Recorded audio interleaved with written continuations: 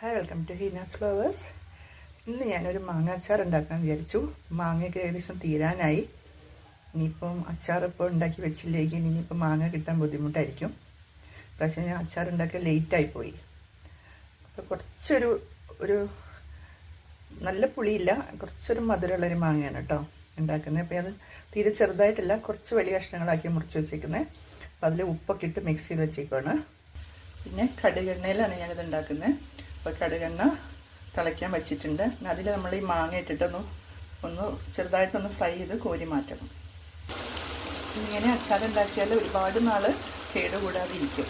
ഞാനിപ്പോൾ ഇപ്രാവശ്യം അച്ചാർ എടുത്ത് വെച്ചിട്ടുണ്ടെങ്കിൽ ചിലപ്പോൾ അടുത്ത വർഷം മാങ്ങ സീസൺ ആവുന്നതോടെ വരെയൊക്കെ അച്ചാർ ഇരിക്കാറുണ്ട്. പിന്നെ ആരെങ്കിലും വന്നാൽ ഞാൻ ആവശ്യമുള്ളവർക്ക് കൊടുത്തു വിടാറുണ്ട്. അങ്ങനെയാണ് എൻ്റെ അച്ചാർ വേറെ തീരുള്ളൂ.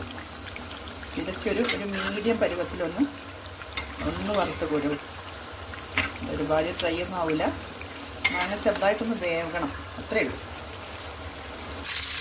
മാങ്ങയെല്ലാം ഞാനിങ്ങനെ വറുത്തിട്ട് കോരി വെച്ചിട്ടുണ്ട്.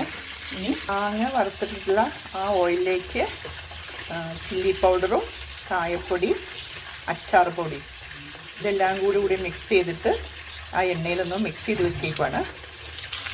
പിന്നെ കുറച്ച് കടുകെണ്ണയിൽ ഞാൻ ഇഞ്ചി, വെളുത്തുള്ളി, കുറച്ച് കറിവേപ്പില അതൊന്ന് ഒരു മീഡിയം പറ്റിൽ ഒന്ന് അരച്ചെടുത്ത് ഞാൻ അതൊന്ന് നല്ലോണം മൂപ്പിച്ചെടുക്കാം.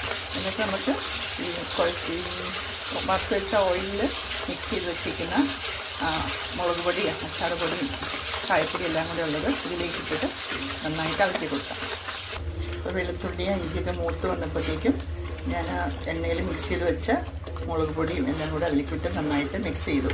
അപ്പോൾ ആ ചൂടുള്ള എണ്ണ ഒഴിച്ചപ്പോൾ തന്നെ ആ മുളക് പൊടിയുടെ പച്ചമണമൊക്കെ മാറി അത്യാവശ്യം വെന്തിട്ടുണ്ട്. പിന്നെ ഇതൊന്ന് തിളച്ച് വരുമ്പോൾ നമുക്കിതിലേക്ക് ആവശ്യത്തിനുള്ള വിനീഗർ ചേർത്ത് കൊടുക്കാം. പിന്നെ ഒരു അര സ്പൂണ് പഞ്ചസാരയും. അപ്പോൾ നമ്മുടെ മസാലയൊക്കെ നന്നായിട്ടൊന്ന് തിളച്ചു. ഞാൻ ഇതിലേക്ക് വിനീഗർ ചേർത്ത് കൊടുത്തു, പഞ്ചസാര ചേർത്ത് കൊടുത്തു. അപ്പോൾ നമ്മുടെ ഈ അച്ചാറിനുള്ള മസാല കുറച്ച് തിക്കായിട്ടിരിക്കുന്നത്. ഇങ്ങനെ തിക്കായിരിക്കാൻ കാരണം എന്താ വെച്ചാൽ നമ്മൾ വെളുത്തുള്ളി ഇഞ്ചിയൊക്കെ അരച്ച് ചേർക്കുന്നതുകൊണ്ടാണ്. നമ്മൾ അരിഞ്ഞ് ചേർക്കുകയാണെങ്കിൽ ഇങ്ങനെ കുറുകി വരില്ല. ഇനി ഇതിൽ മാങ്ങ കഷ്ണമൊക്കെ ഇട്ട് ഇളക്കി തണുക്കുമ്പോഴത്തേനും ആ മാങ്ങ കഷ്ണങ്ങളൊക്കെ ഈ മസാലയൊക്കെ പിടിച്ച് നല്ല പെരള്ള മാതിരി. നമ്മുടെ അച്ചാർ റെഡിയായി. ഇതുണ്ടോ, നമ്മൾ ഈ മാങ്ങ ഇങ്ങനെ ഫ്രൈ ചെയ്തെടുത്തു എന്ന് വിചാരിച്ചിട്ട് ഇതിരുന്ന ഉടഞ്ഞു പോകുന്നില്ല. എത്ര നാൾ വേണിയിരുന്നാലും ഇതിങ്ങനെ പീസ് ഇങ്ങനെ തന്നെ ഉണ്ടാവും. അപ്പം എല്ലാവർക്കും ഇഷ്ടമായെന്ന് വിചാരിക്കുന്നു. അപ്പോൾ എൻ്റെ വീഡിയോ ഇഷ്ടമായാൽ ലൈക്ക് ചെയ്യാനും ഷെയർ ചെയ്യാനും